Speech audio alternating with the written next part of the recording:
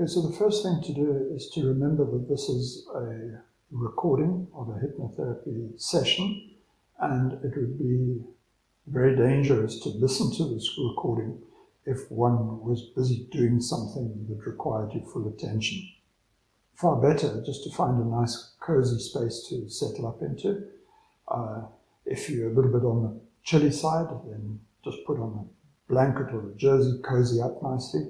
If you're a little bit too hot, then just take off your jersey or whatever it is so that you can take off just to be comfortable, just to moderate your temperature properly. Having found a nice cozy place to sit, rest your hands just gently in your lap.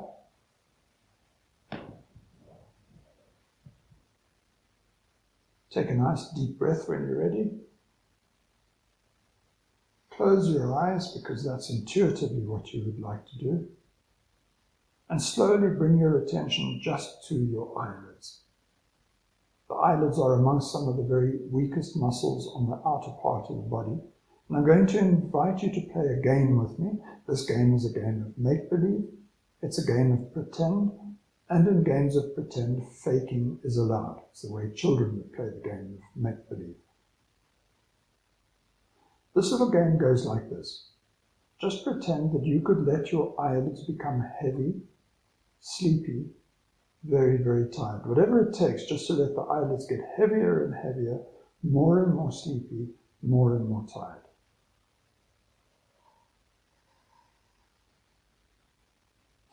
I like to play this game. In fact, I play this game very often.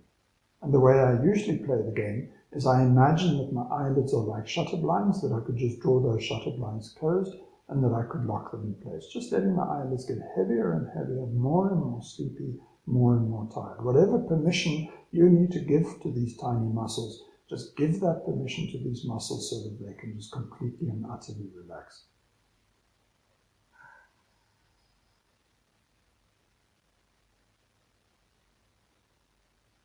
The purpose of this little game, the outcome of this little game, is to see if you can bring your eyelids to a point of relaxation where they become so heavy, so sleepy, so tired, that somewhere in the game they may even reach a point where they might not want to work.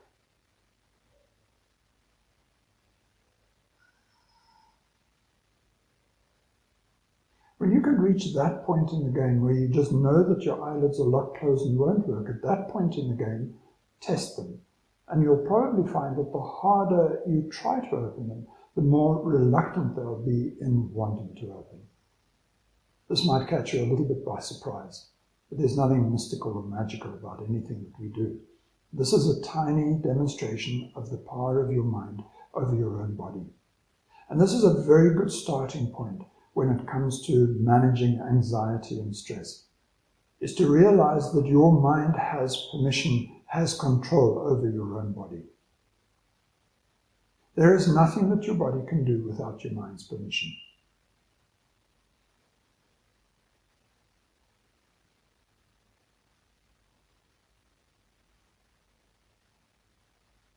Take this relaxation which you're now experiencing in your eyelids, wash it back into your eyes. Let your eyes come to rest in the sockets wherever they feel comfortable. Spill this relaxation down onto the lower part of your face, relaxing your lips, your cheeks, your jaw. Copy-pasting this relaxation up onto your forehead, smoothing out the muscles of your forehead, the frown lines between your eyebrows, just like you'd be smoothing out a crumpled piece of paper. Dusting relaxation down onto your temples and drawing relaxation through every muscle in your scalp, all the way over the top of your head. And notice as you bring relaxation to every muscle in your scalp, some of those little muscles may start to feel itchy and scratchy and prickly. But it doesn't take too long before all of those muscles just completely and utterly relax. And once all of those muscles are fully relaxed, that itchy, prickly feeling will very quickly subside. You'll agree with me that we can do more in the world of fantasy than we could ever do in the world of reality. In the world of reality, we are bound by all the laws of nature, whereas in the world of fantasy, we can break those laws. We cannot time travel in the world of reality. Nature won't allow us to do that, but we can do that in the world of fantasy. And so, make-believe, fantasy, imagination gives us far more capacity to be able to do things than we could ever do in the world of reality. Imagine for a moment that you have a watering can. It doesn't matter what kind of watering can this might be.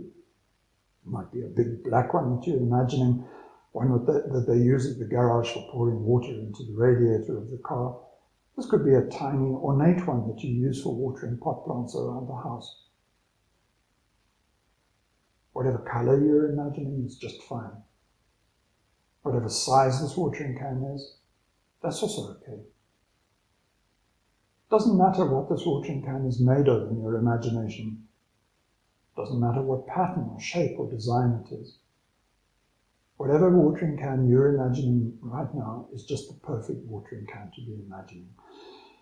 But instead of us filling this watering can with water, let's imagine for a moment that we could just fill this watering can with relaxation. Now, I know that we can't do this in the world of reality, but we can do this in the world of fantasy. And what would relaxation look like if we could get the watering can full of it? What color would it be? What kind of viscosity would it have if you got a little bit of relaxation somewhere between your finger and your thumb and you rubbed your finger and thumb together? What would it feel like? Would it be slippery like oil? Would it be squeaky like methylated spirits? What would happen, I imagine, if you dumped your finger into that relaxation and left your finger there for a whole minute? I imagine that relaxation would suck out of your finger stress, tension, anxiety, fear, even doubt. And it would infuse into your finger almost a mild anesthetic. By the time you took your finger out of the watering can, dried it off, that finger would probably just hang loose and limp, just like a loose elastic band dangling off the end of a pencil. Take this watering can of yours and notice that the more you use the relaxation inside it, the more the watering can just fills itself up magically. Take this watering can and start to pour relaxation into the vertical muscles of your neck. Now, it doesn't matter where you start. You can start here or there.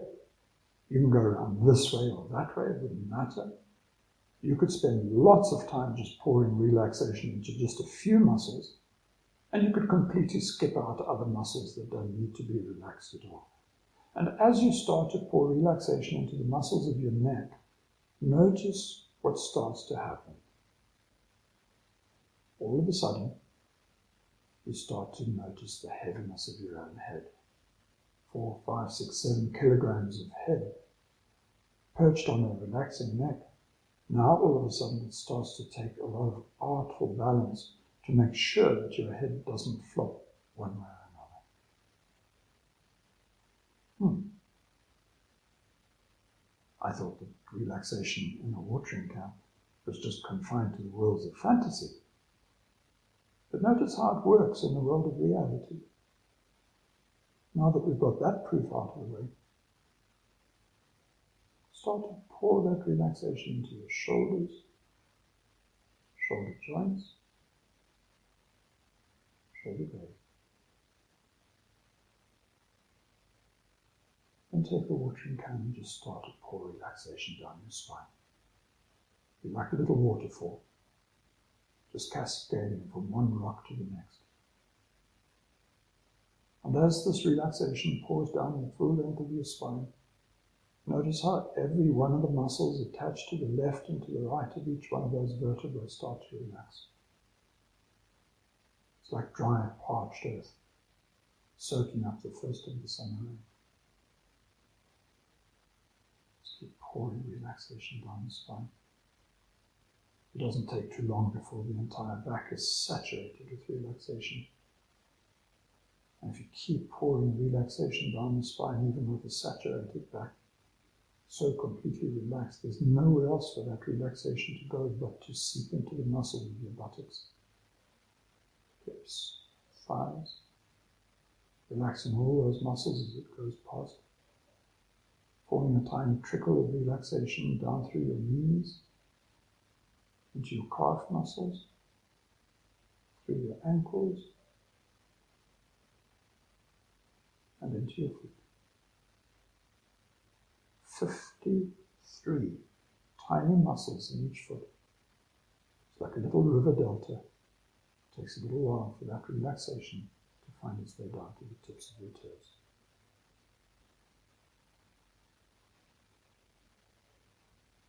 Notice the effects of relaxation on your body already. Now that you've filled up your body with relaxation, notice how all of the internal organs have just found their own space inside the abdominal cavity. None of them are jostling up against any of the others. There's no fighting for space anymore. They're all doing just what they need to do. Notice also how unanimated your body is, how reluctant it is to move. Having filled up your body with relaxation, take your watering can and turn your attention to both hands, both arms. And just imagining that both hands and arms are just like empty vases, ready to be filled. Instead of filling them with water, just take the watering can and fill up both hands and arms. And you'll notice as you start to pour relaxation into both hands and arms, that relaxation will trickle down all the way to the very tips of your fingers. And you'll start to notice how relaxation interacts with the pads of your fingers. Heavy, just bringing relaxation into your fingers, your thumbs, palms of your hands. And as you fill up from your wrists to your elbows, and from your elbows all the way back up to your shoulders, once you've filled both hands and arms with relaxation, notice how heavy they've become. Notice right now, even if you tried to lift your hands up or feel up, the more you try to lift them, the heavier they become. And the heavier they become, the more energy it takes. And the more energy it takes, the easier it is just to leave them where they are.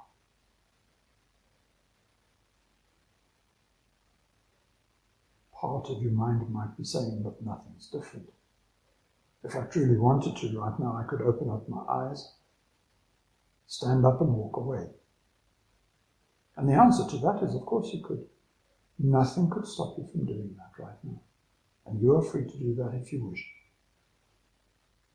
But we're not really talking to that part of the mind anymore, that questioning part of the mind. We're talking to another part of the mind right now. And the other part of the mind is like a little feather on the breeze. It just drifts and floats and sinks. One moment it's thinking about this and that. The next moment it's still, without a single thought. That's the part of the mind that we're talking to right now. And that's the part of the mind that is in control, deeply in control. This part of the mind, as it drifts and floats and sinks, keeps vigilance on input signals that are coming in from the world around you. It monitors those signals all the time, and it'll decide what is friend, what is foe. And it will react to those signals. Right now, since this is a safe place to be in, it is happy to relax. It's happy to allow the body to relax. I always say that owning a body is like owning a trailer. You can't hop on your trailer and drive around town. It has no steering, has no brakes, has no engine. But the moment you hitch your trailer to the back of your car, you can take that trailer anywhere you like. And then the trailer just plays tag along. Wherever the car goes, the trailer follows. And mind and body are very much the same. There's nothing that your body can do without your mind's permission. if this part of your mind sees those input patterns and interprets them as something dangerous. It will initiate a cascade of responses in your body. And those cascade of responses will secrete adrenaline into the bloodstream, and you know what that does. Shuts down all the tiny blood vessels in the gut, redeploys that energy into your limbs, to your arms, your legs, gets your heart rate going.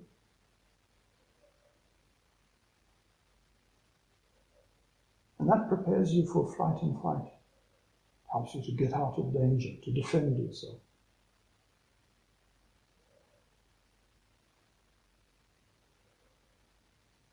Now just imagine for a moment that you had an old-fashioned dial. This dial would be like tuning in a radio station, an old-fashioned transistor radio, perhaps, or an old machine somewhere that had a calibrated scale and a needle on an old-fashioned Bakelite dial. And right now you could calibrate that needle, you could set that needle to reflect the amount of relaxation that you are experiencing in your body now. The calibration goes from 1 to 10. 1 is completely and utterly relaxed. 10 is in a state of complete panic.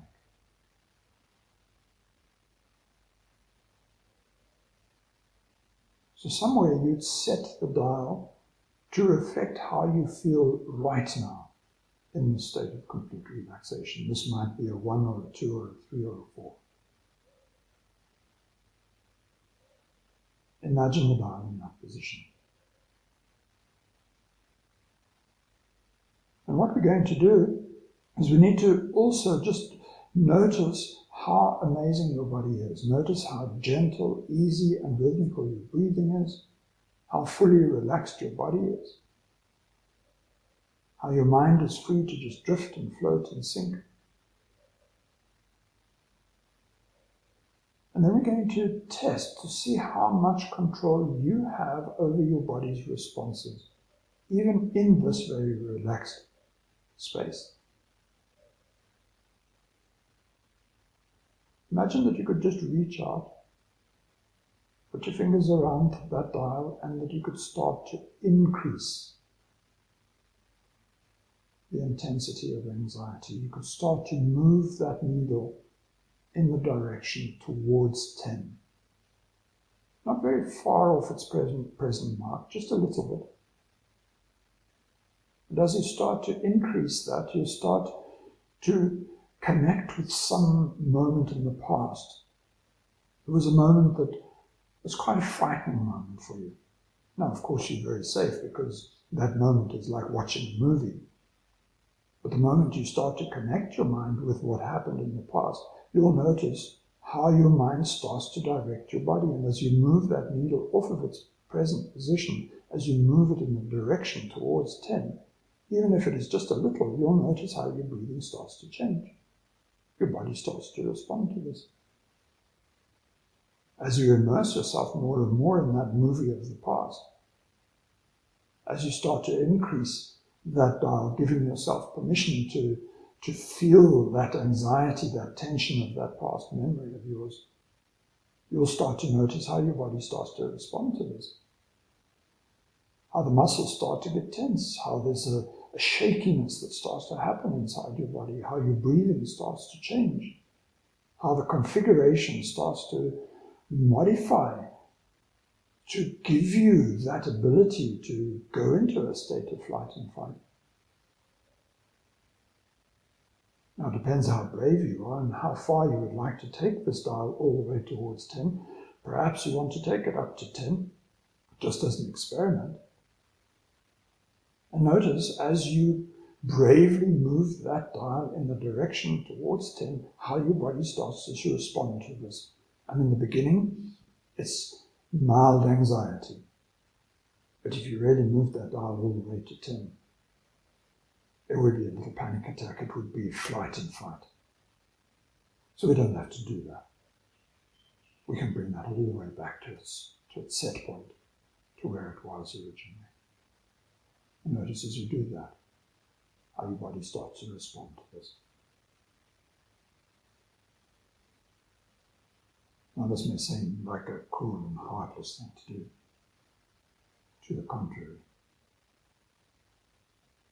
What we have just proven right now is that you have absolute control over your body. Here in this safe place, you have had the control over your own body. Your mind, your subconscious mind, has had full control over your own body, and it has instructed your body to go into a state of mild anxiety, or depends how far you move that dial towards 10. Having induced stress, having induced anxiety, you have proven to yourself that you have control over your body, that your mind, your subconscious mind, has control over your own body. And if you have control over your mind, if your mind has control over your body and can induce anxiety and stress, then for sure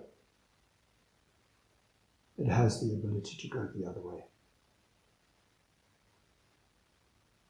From that set point of where this needle is pointing now on this dial, you can turn the knob the other way. You can bring it more towards 0. If you have the ability to take it towards 10, you have the ability, just as much ability, to take it more towards 0.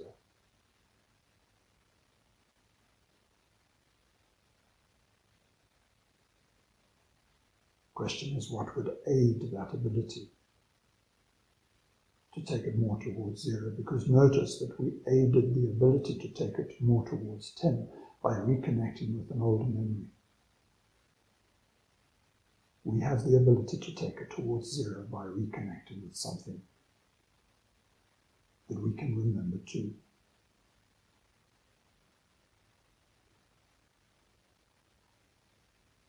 Here's how we do this.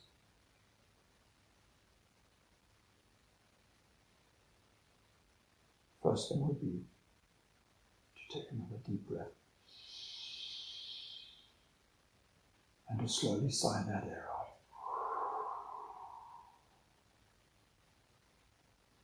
Just one breath is enough to take that needle off of its set point and nudge it towards 0.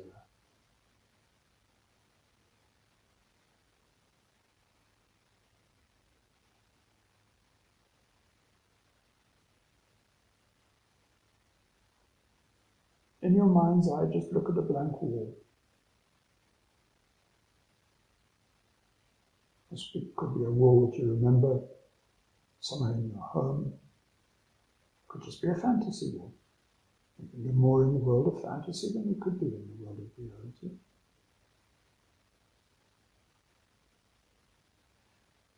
This wall needs a few pictures.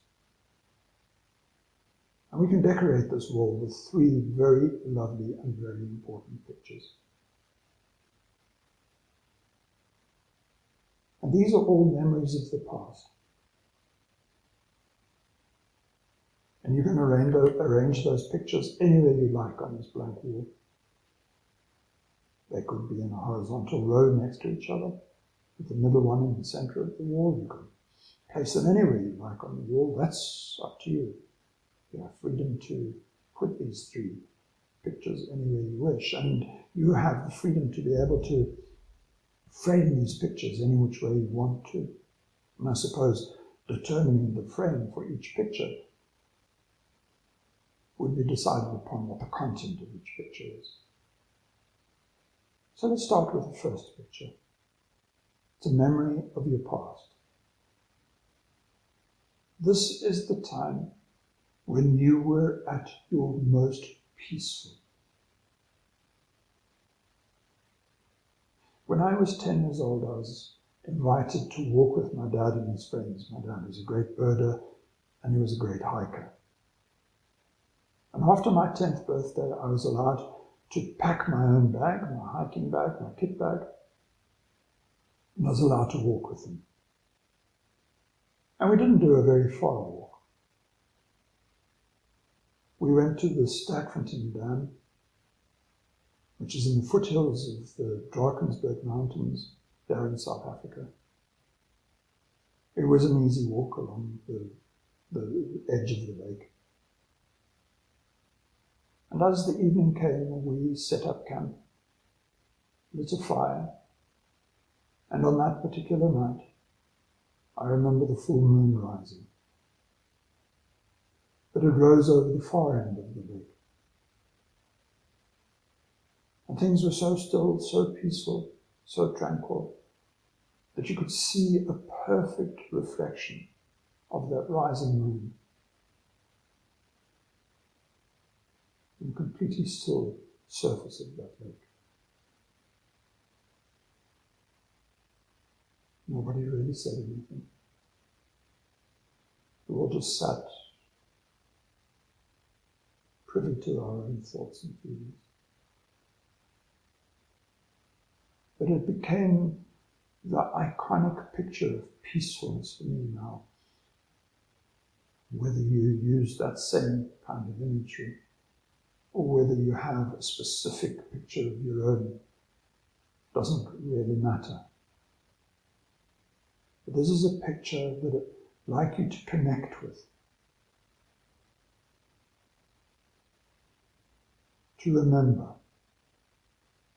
to immerse yourself in the feelings, the emotions, the stillness, the peacefulness that this picture conjures up.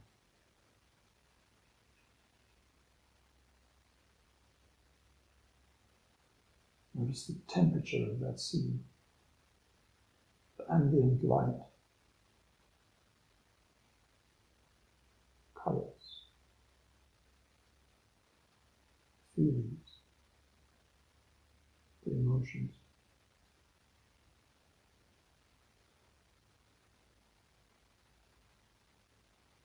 And we can give this picture of yours a title. And the title, the little plaque, that can get stuck on the wall or on the frame, is going to be peacefulness of mind, serenity. Peacefulness of mind conjures up the ideas of serenity, quietude, tranquility, safety.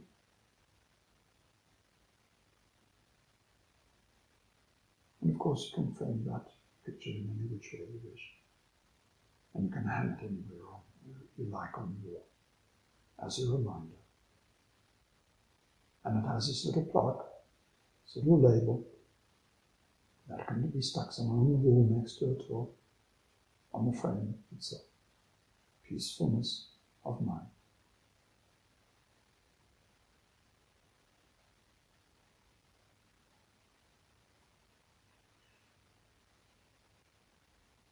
The second image is also another power image. And this one is about happiness of heart. This is the happiest time you have ever been. Now we've perhaps had lots of happy moments in life, and for those of us who haven't had a very happy life, there have been times somewhere that something has brought a smile to our face, a scene in a movie, a moment with friends, an accomplishment of sorts, the birth of a child, your first kiss, the first time you made love. There are many, many times when there is just this moment when the world seems to just disappear out there and all the anxiety of the world disappears with it. And we're left just with that moment and our hearts filled with happiness.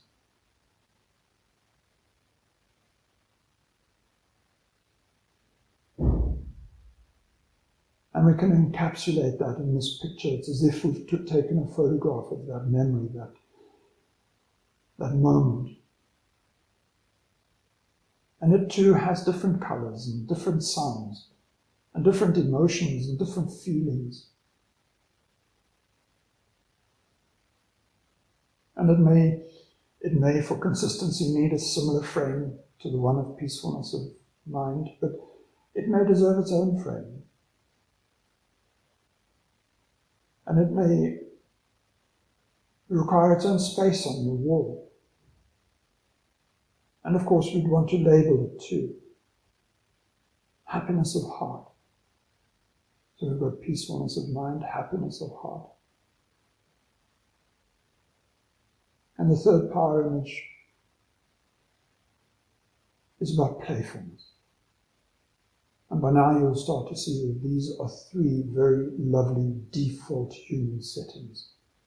Happiness, peacefulness, and playfulness.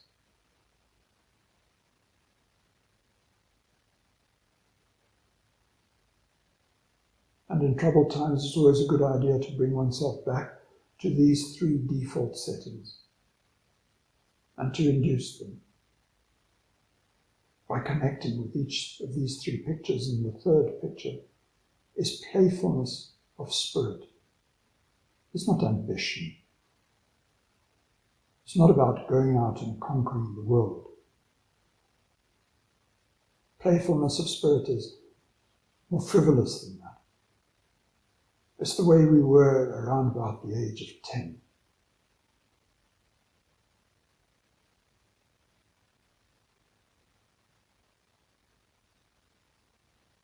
For many, the age of 10 is when you're stepping out of your childhood. But adulthood hasn't stripped away all of your fun and joy and playfulness, your innocence, your naivety.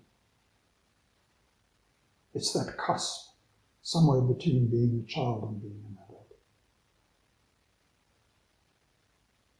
And playfulness is that kind of playfulness. It's an innocent kind of playfulness, and yet it has a certain wisdom.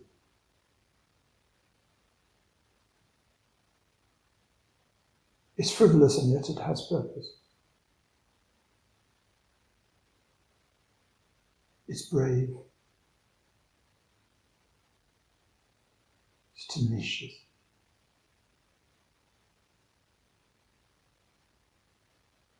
It's powerful playfulness. As that memory starts to crystallize and form its picture, it too has its unique emotions, feelings, color, texture, temperature, and light.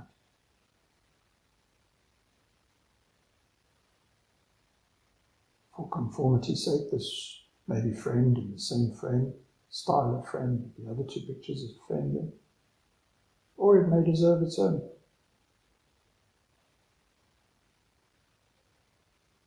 It too gets a label. Playfulness of spirit.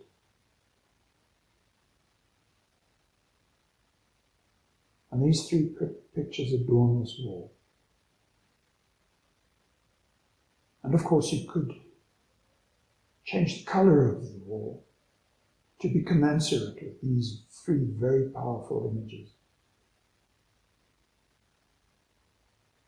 Happiness, playfulness, peacefulness.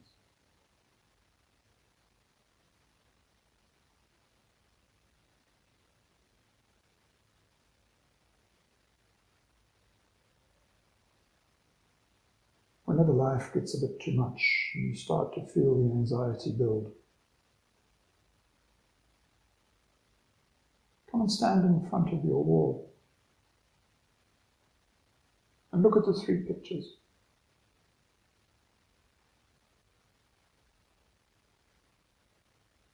Put your finger on the control knob and slowly, slowly nudge it towards zero.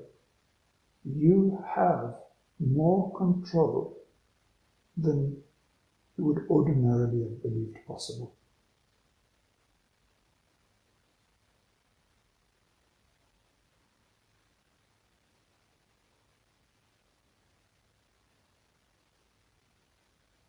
Just as the trailer follows the car and plays tag along, so your body will take its cues from your mind and it will play tag along. If you steer your mind into a place of peacefulness, happiness, and playfulness, your body will follow. It has no choice. It must obey.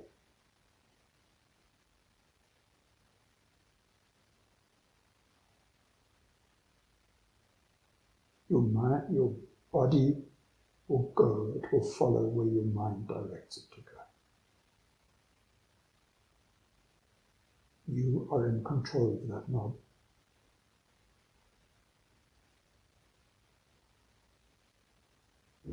You are free to nudge it towards 10, and you are equally free to nudge it towards 0.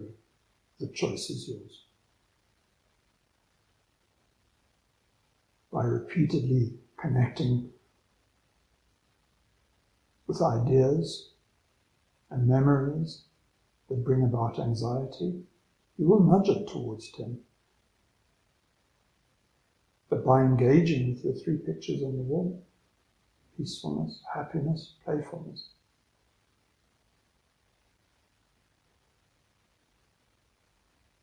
you will master the ability to nudge it towards 0.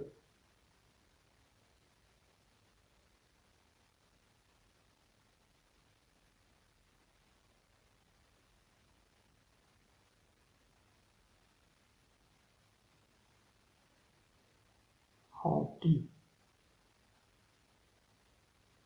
will you allow yourself to go?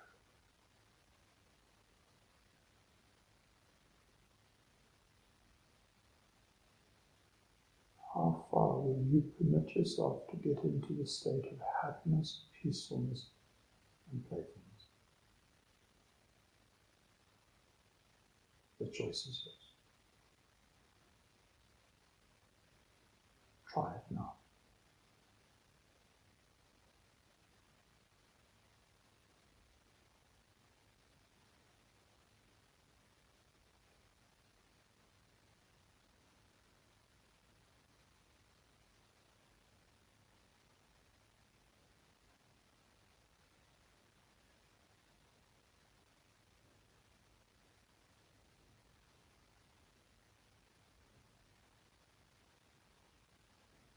Notice how the silence of this moment allows you to do that even easier than before.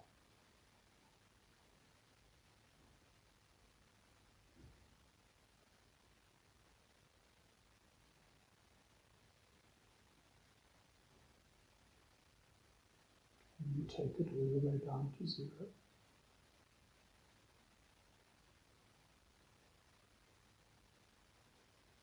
What does that feel like?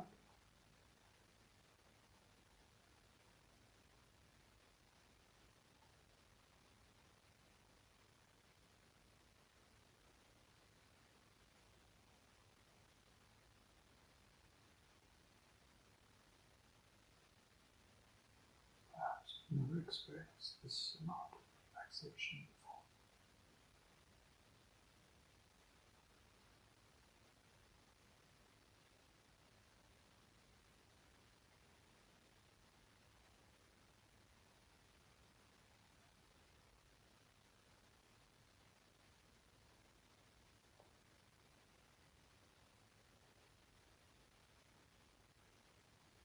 The question is, can you hold on to this level of peacefulness, playfulness, and happiness while you go about doing all your other business?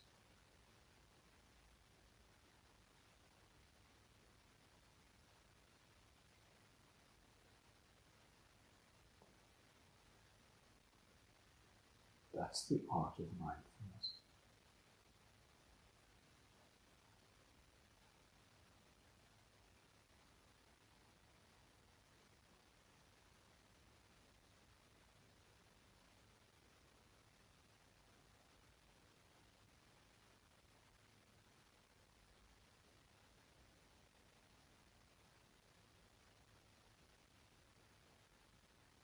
by now, the mind is completely forgotten about your body. Where your limbs are placed, the configuration that your body is in right now is just but a memory map. A fading memory map at that.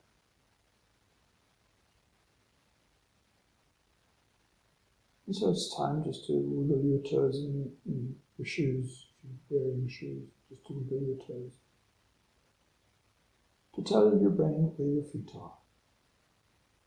And to wiggle your fingers.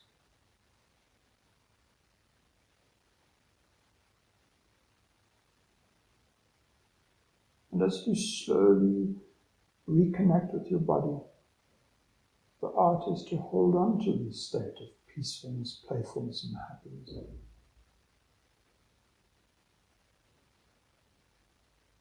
To use it as a backdrop for every other activity that you do, knowing that you can come back to this place anytime you choose. Slowly letting light filter through your closed eyelids back into your eyes, letting sounds return to your ears, and when you're ready, in your own good time, eyes open, wide awake, and fully awake.